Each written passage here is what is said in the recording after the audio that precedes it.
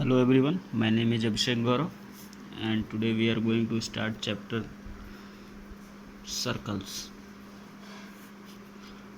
We already know the definition but we will go through it again. A circle is a locus of points which moves in space in such a way that its distance from a fixed point is always a constant, and this distance is called radius, while the fixed point is called the center of the circle. So what does it mean? We will go through it. We said that it is a locus of point. What is locus? Locus is basically collection of points. So now if we say that this is the center and we take a point here, then a point here, then a point here, then a point here, here, here, here, and if we join all these points, we join all the points, then what we got? We got a circle, and this distance is called radius. So circle is a locus of point which distance from a fixed point is called circle, is always constant. This is radius, this is radius, this is radius, this is radius. So we got the definition of circle in this way. Now moving forward, we will look for the terms associated with a circle or intersection between a line and a circle. We know that the line exists and also a circle. So you can see the cases here. First one, second one, third one. Here we draw a line which is not intersecting with circle. Here we draw a line which intersects the circle at one point P, and here we draw a line which intersects the circle at 2 points. Okay, so moving forward,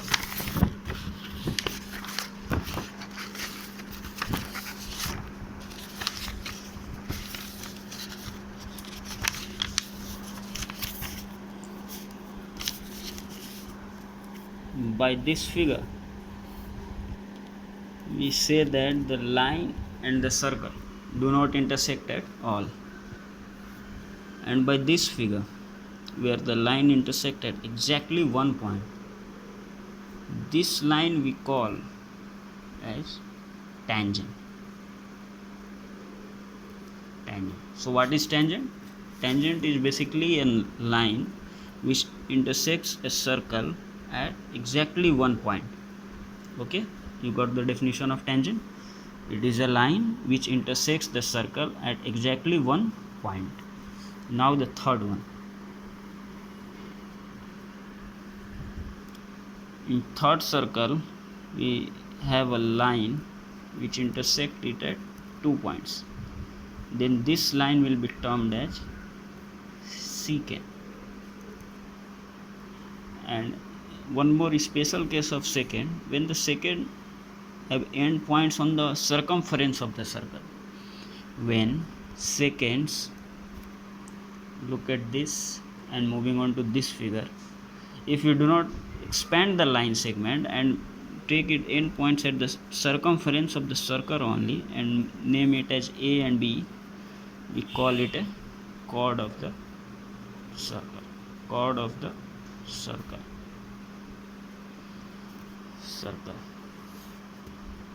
So now we have a theorem which we will prove. Let's draw a circle.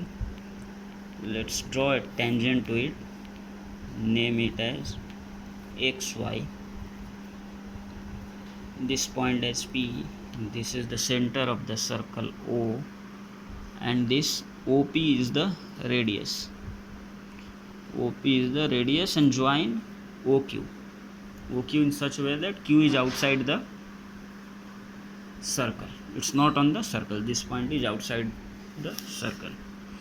Now the theorem says that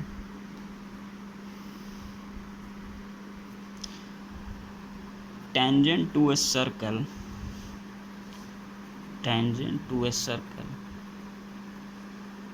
is perpendicular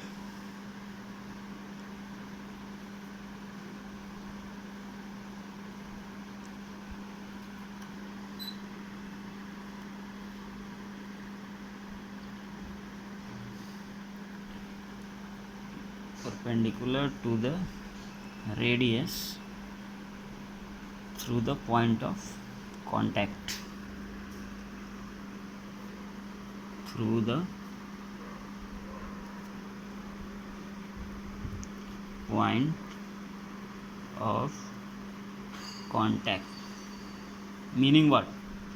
It means that we have to prove that in the given figure OP is perpendicular to x, y. We will do it by simply understanding the basic algebra.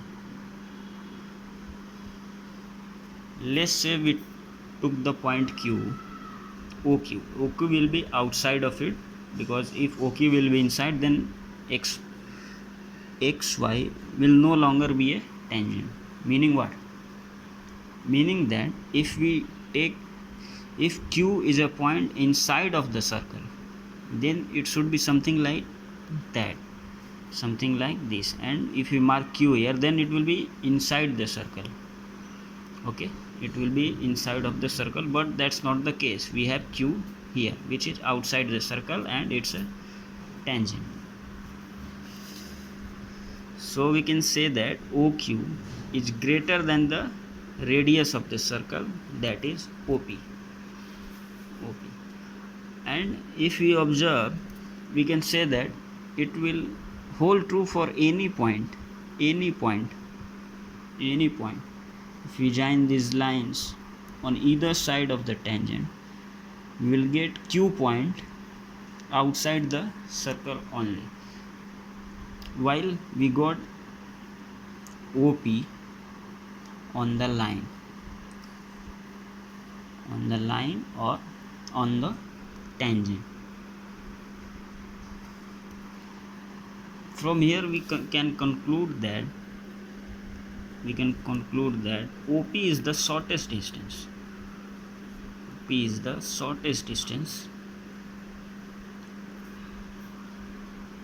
Between center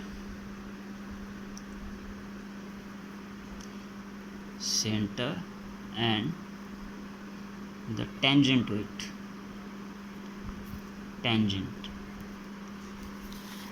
So from here we can conclude that OP perpendicular xy. How we can say that OP perpendicular to xy? Because we just seen that OP is the shortest distance, and we know that a perpendicular distance is the shortest distance in any case. A perpendicular distance is the shortest distance.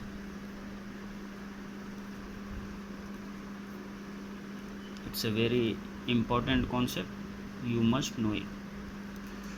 Okay, so now moving forward, we will go through the exercise of NCERT, and we will go through the exercise 10.1, in which the first question says that how many tangents can a circle have.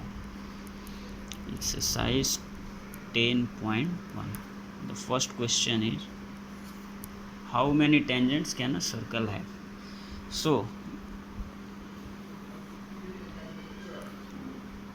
this is a tangent, this is a tangent, this can be a tangent, this can be a tangent, this can be a tangent, this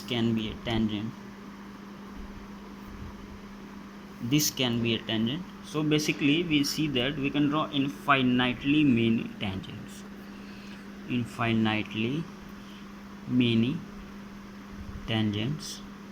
can be drawn to a circle.